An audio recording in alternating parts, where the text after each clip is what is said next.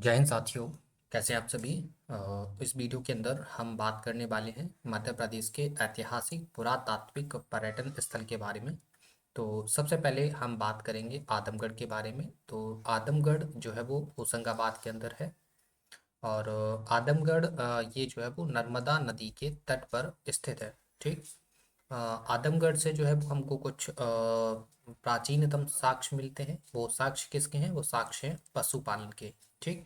यहाँ से मतलब आपको क्या दिखा, यहाँ से आपको साक्ष्य जो है वो किस चीज़ के साक्ष्य दिखे?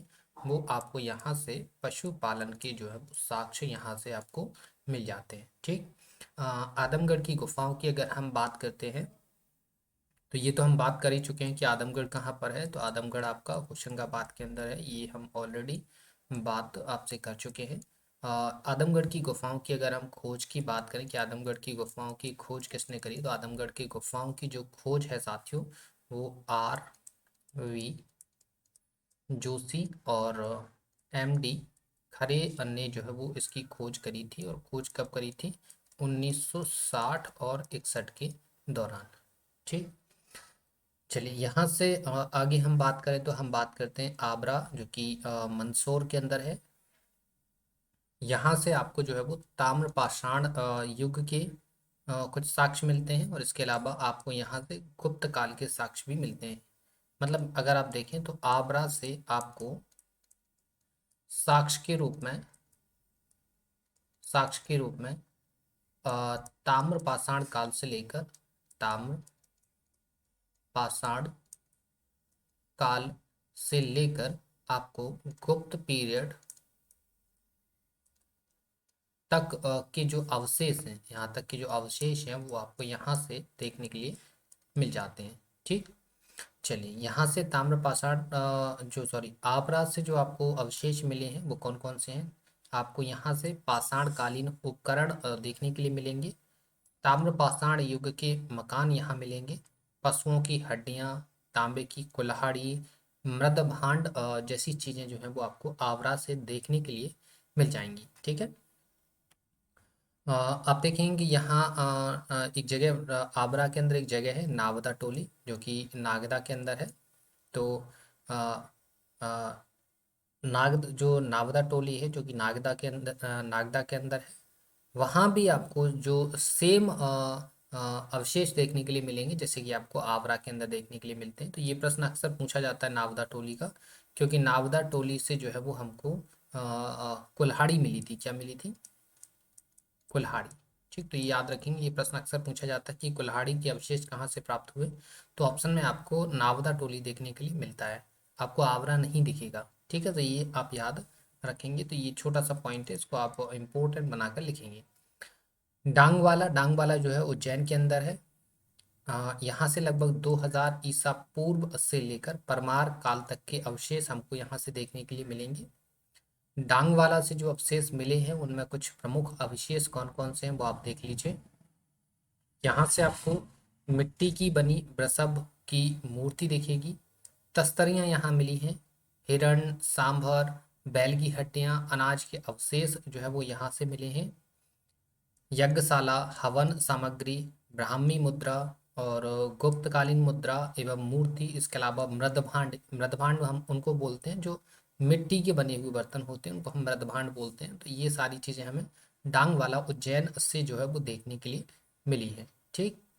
आगे हम बात करें एरंड, जो कि सागर के अंदर है। एरंड काफ़ी ज़्यादा इम्पोर्टेंट है, क्योंकि एरंड से जो है वो आपको सती प्रथा का साक्ष्य मिलता है। किसका साक्ष्य मिलता है? सती प्रथा का साक्ष्य। अब वो कैसा साक्ष्य मिलता है वो आप यहाँ हम देख लेते हैं। देखो एरंड जो है वो यहाँ पर आपको गुप्तकालीन अभिलेख जो है वो देखने के लिए मिलेंगे। और यहाँ पे जो अभिलेख मिले थे, इन अभिलेखों की जो खोज है वो कनिंघम ने करी थी। किसने करी थी? कनिंघम ने करी थी। और यहाँ एक प्रमुख अभिलेख जो है वो मिलता है। प्रमुख अभिलेख, वो प्रमुख अभिलेख कौन सा है वो जरा देख लीजिए। यहाँ पर जो प्रमुख अभिलेख अभिलेख जो है वो भानुगुप्त का अभिलेख है। किसका अभिलेख है? भानुगुप्त का अभिलेख। ठीक। और ये अभिलेख कब का है? ये अभिलेख है 510 AD का। और इसी अभिलेख से जो है साथियों आपको सती प्रथा का साक्ष्य देखने के लिए मिलेगा। सती प्रथा का साक्ष्य आपको कहाँ से मिला था? ये भानुगुप्त के अभिलेख से मिला था। और ये भानुगुप्त का अभिलेख कहाँ मिला है? ये एरण के अंदर मिला है, जो कि कहाँ पड़ता है? सागर में। ठीक है, क्लियर। सो ये समझ में आ गया। आगे देखिए, हम वैश्य टेकरी की बात करते हैं। तो वैश्य टेकरी आपकी उज्जैन के अंदर है।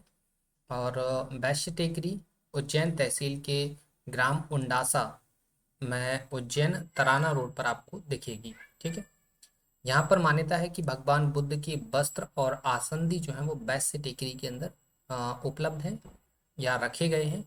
इसके अलावा सम्राट अशोक की पत्नी देवी वैश्य ने इसका जो है वो जीर्ण उद्धार करवाया था। चीन के हेनसांग, हेनसांग आपको मालूम होगा, हेनसांग एक चीनी यात्री था। चीनी यात्री, देखो चीनी यात्रियों में दो लोगों के नाम आते हैं। एक आता है नाम हेनसांग का और एक नाम आता है पाइयान का। ये दोनों के दोनों जो है वो चीनी यात्री थे। हेनसांग जो है वो काफी महत्वपूर्ण है। ये हर्षवर्धन के शासनकाल में भारत आता है। तो जो हेनसांग था और ये फाइयान जो है वो चंद्रगुप्त द्वितीय, चंद्रगुप्त द्वितीय ये एक गुप्त राजा थे। ठीक, तो ये चंद्रगुप्त द्वितीय के शासनकाल में भारत आया था और ये हर्षवर्धन के शासनकाल में जो है वो भारत आया था। ठीक है, तो चीन के जो हेनसांग था, चीन का जो हेनसांग था जो कि एक चीनी यात्री था, उसने उज्जैन आकर इसके दर्शन किए थे। इस वैश्य टेकरी के व्यास की अगर हम बात करें तो 100 फीट है। और इसकी अगर हम बात करें हाइट की, तो ये 350 फीट की समथिंग इसकी जो है वो हाइट है। ठीक है, क्लियर। चलिए चलिए इसके बाद हम कायथा की बात करें। कायथा ये उज्जैन के अंदर है। कायथा नामक पुरा स्थल उज्जैन से लगभग 25 किलोमीटर की डिस्टेंस पर है। और कायथा जो है वो चंबल नदी की सहायक नदी काली सिंध के दाहिने तट पर है। ठीक, कायता पुरा स्थल की जो खोज है वो बी एस बाकनकर ने करी थी। बी एस बाकन कर, ठीक है, इन्होंने जो है वो इसकी खोज करी थी। और खोज कब करी थी? 1964 के अंदर। ठीक है, कायथा से जो हमें अवशेष मिले हैं उनकी अगर हम बात करें तो कायथा पर उत्खनन कार्य तो आपको पता है 1965 से लेकर 1967 के बीच में किया गया था। और यहाँ से ताम्रपाषाण संस्कृति के विषय में जानकारी हमको देखने के लिए मिल जाती है। बाकी सारी चीज़ें ये लिखी हुई हैं, ये उतनी इम्पोर्टेंट नहीं है एमपी पुलिस और एमपी पटवारी के लिए। तो इसको आप याद ना करें, कोई दिक्कत नहीं है। ठीक है, चलेगा। अजयगढ़ की बात करें तो ये पन्ना के अंदर है। यहाँ से नचना कुठार का मंदिर मिलता है। ये जो मंदिर है साथियों, ये गुप्त कालीन मंदिर है। कैसा मंदिर है? गुप्त पीरियड का मंदिर है। ठीक है, और मध्य प्रदेश के ये पन्ना जिले के अजयगढ़ तहसील के समीप आपको दिखेगा। इसकी खोज भी कनिंघम ने करी थी। और ये हम आपको बता चुके हैं कि ये गुप्तकालीन मंदिर है और माता पार्वती को जो है समर्पित है। अगर हम तो पूरे अगर पूरे ऑल ओवर इंडिया के अंदर गुप्तकालीन मंदिर की बात करें तो उनमें विष्णु मंदिर जबलपुर का शामिल है। शिव मंदिर भूमरा जो कि नागौद मध्य प्रदेश के अंदर है। पार्वती मंदिर नचना कुठार का, ये मध्य प्रदेश के 17 डिस्ट्रिक्ट के अंदर आपको दिखेगा। ठीक है,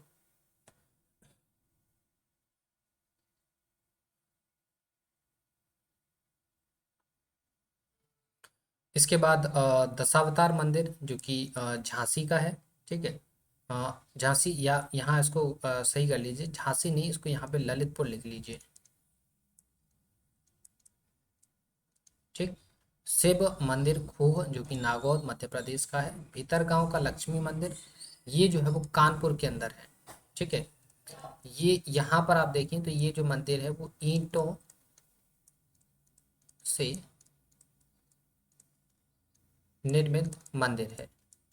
ठीक है, ओरछा, ओरछा में पता है कि आपको, ओरछा जो है वो रुद्र प्रताप बुंदेला द्वारा जो है वो बसाया गया था। यहाँ के अगर महत्वपूर्ण शासक की बात करें, यहाँ के ओरछा के महत्वपूर्ण शासक की अगर हम बात करते हैं तो जुझार सिंह, कौन? जुझार सिंह बुंदेला, ये यहाँ के जो है वो एक महत्वपूर्ण राजा शासक होते हैं, राजा होते हैं। हिंदी के एक महाकवि हुए हैं केशव दास, तो केशव का जो संबंध है वो भी ओरछा के साथ माना जाता है। ठीक।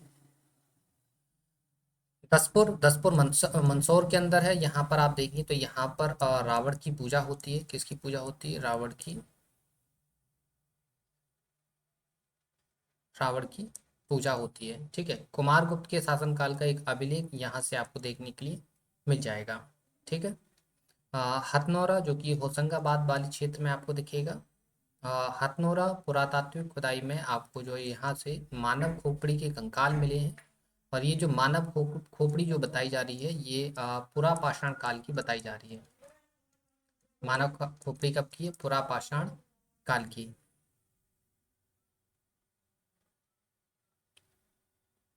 ठीक है। इन जीवाश्मों की खोज में डॉक्टर अरुण सोनकिया ने की थी। ठीक है। और इसकी खोज इनके द्वारा 5 अक्टूबर 1922 के दौरान जो है वो करी गई थी। इसके लिए इनको सम्मानित भी किया गया है।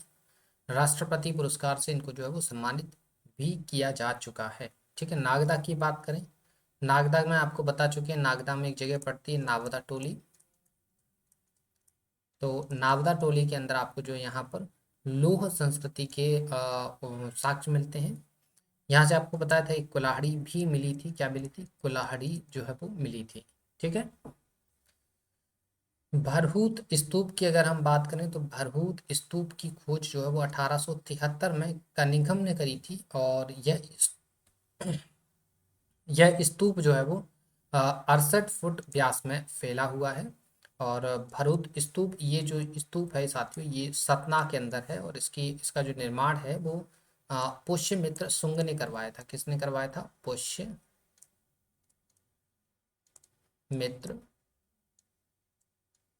शुंग ने जो है वो इसका निर्माण करवाया था।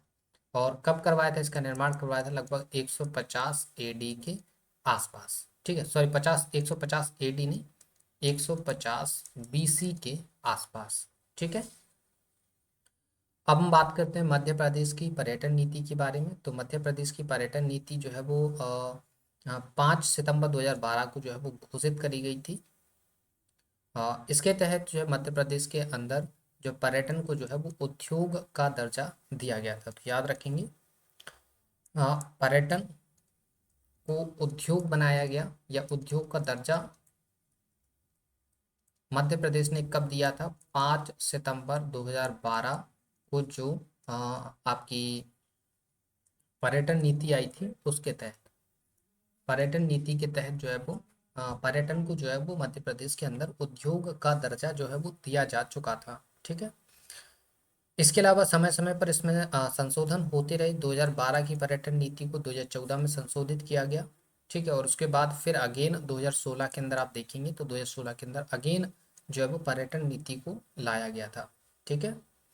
इसके बाद हम बात करें तो मध्य प्रदेश में जल पर्यटन की गतिविधियों को संचालित और संवर्धित करने के उद्देश्य से 28 फरवरी 2017 को जल पर्यटन नीति भी जो है वो लागू कर दी गई थी। ठीक।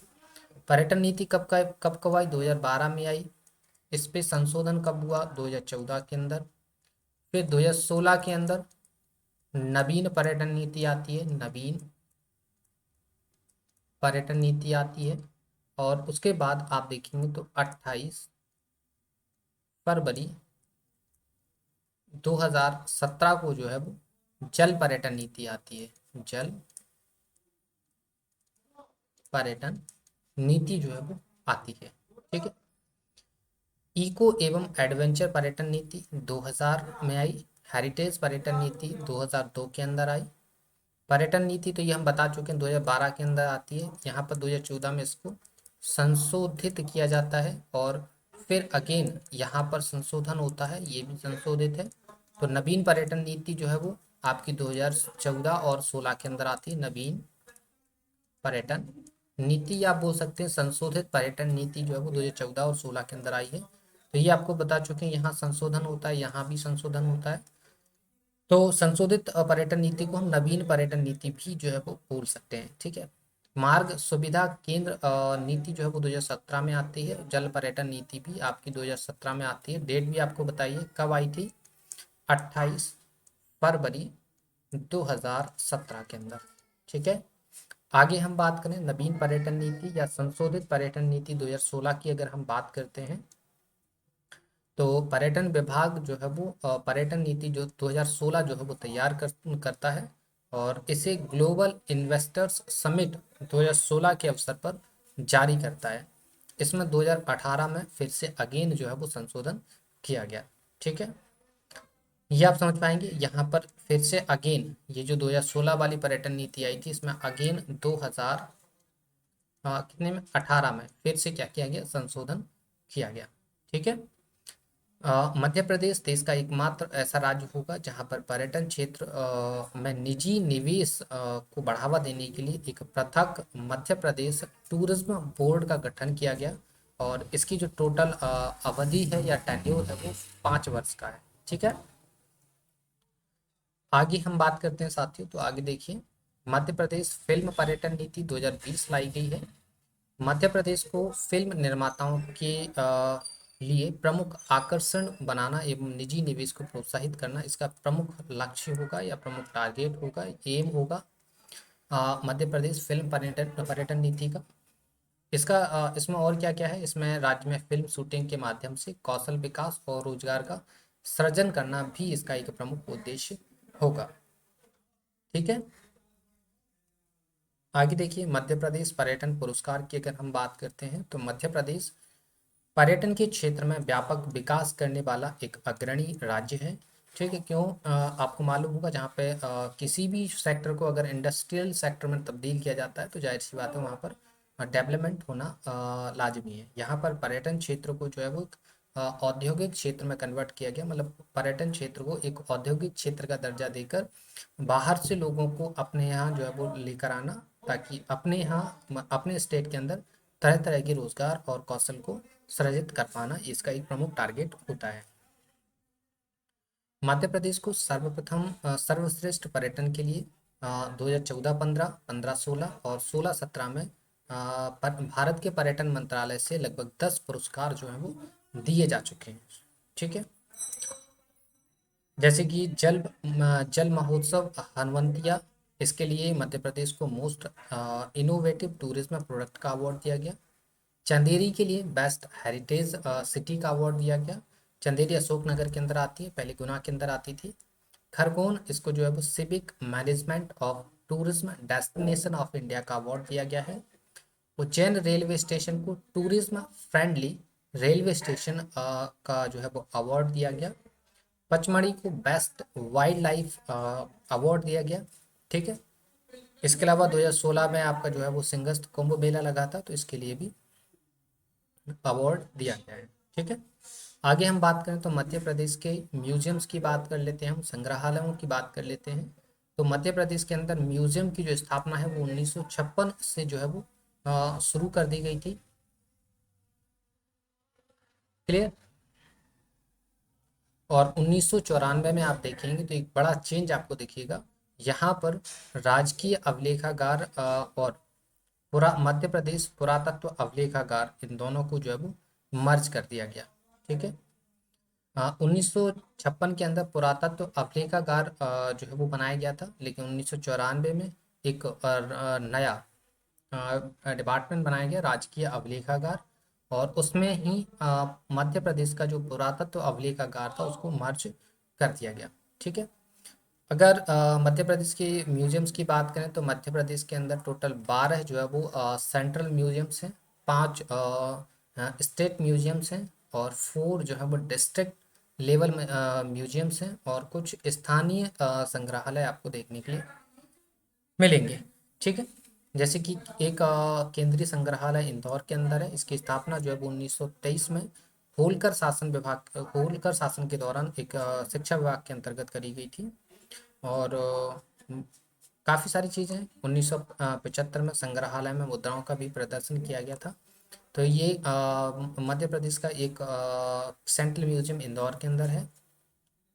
ठीक, और इंदिरा गांधी राष्ट्रीय मानव संग्रहालय ये भोपाल के अंदर है। इसकी स्थापना 21 मार्च 1977 को हुई थी। ज़्यादा कुछ याद नहीं रखना है, काफ़ी सारी चीज़ें लिखी हैं वो नहीं, आपको जितना आपको बताया जा रहा है उतना ही आपको लिखना है और याद करना है, ठीक है। राज्य संग्रहालय भोपाल के अंदर भी है। रानी दुर्गावती संग्रहालय जबलपुर के अंदर है। तुलसी संग्रहालय रामबन ये सतना के अंदर है। गुजरी महल संग्रहालय ग्वालियर के अंदर है। आदिवासी संग्रहालय पातालकोट छिंदवाड़ा के अंदर है। मध्य प्रदेश के कुछ जिला स्तरीय संग्रहालय की बात करें तो एक विदिशा के अंदर आपको दिखेगा, होशंगाबाद में दिखेगा, राजगढ़ में दिखेगा, देवास में दिखेगा, मंदसौर में दिखेगा, ठीक है। निवाड़ी में भी आपका जो है वो डिस्ट्रिक्ट पुरातात्विक संग्रहालय बनाया गया है। इसके अलावा कसरावत खरगोन के अंदर भी है, ठीक है। इसके अलावा मंडला के अंदर भी आपका जो है वो जिला पुरातात्विक संग्रहालय है, ठीक। शहडोल के अंदर है, धार के अंदर है, पन्ना के अंदर है, ठीक। तो ये कुछ म्यूजियम्स थे जो हमने आपको बता दिए हैं, क्लियर। तो काफ़ी सारी चीज़ें यहाँ पर लिखी हुई हैं, इनको आप लिख सकते हैं, नोट कर सकते हैं, ठीक है। इसकी पीडीएफ आपको टेलीग्राम चैनल पे मिलेगी, लिंक आपको वीडियो के डिस्क्रिप्शन में मिलेगी, ठीक है। तो काफ़ी सारी चीज़ें हमने आपको बताई नहीं है क्योंकि वो इम्पोर्टेंट उतनी नहीं है, एमपी पुलिस और एमपी पटवारी के एग्ज़ाम्स के लिए उतनी ज़्यादा महत्वपूर्ण नहीं है, ठीक है। ना एमपीएसआई के परिप्रेक्ष्य में उतनी ज़्यादा इम्पोर्टेंट हो जाती हैं, जो भी चीज़ें आपको बताई गई हैं उतनी ही चीज़ें आप याद करेंगे, ठीक है। टेलीग्राम चैनल की लिंक आपको वीडियो की डिस्क्रिप्शन में दी गई है। कोई भी क्वेरी है तो आप कमेंट सेक्शन में बताइए उसको, हम उसको सॉल्व करने की कोशिश करेंगे, ठीक है। चलिए तो फिर मिलते हैं आपसे नेक्स्ट वीडियो के अंदर, तब तक के लिए धन्यवाद।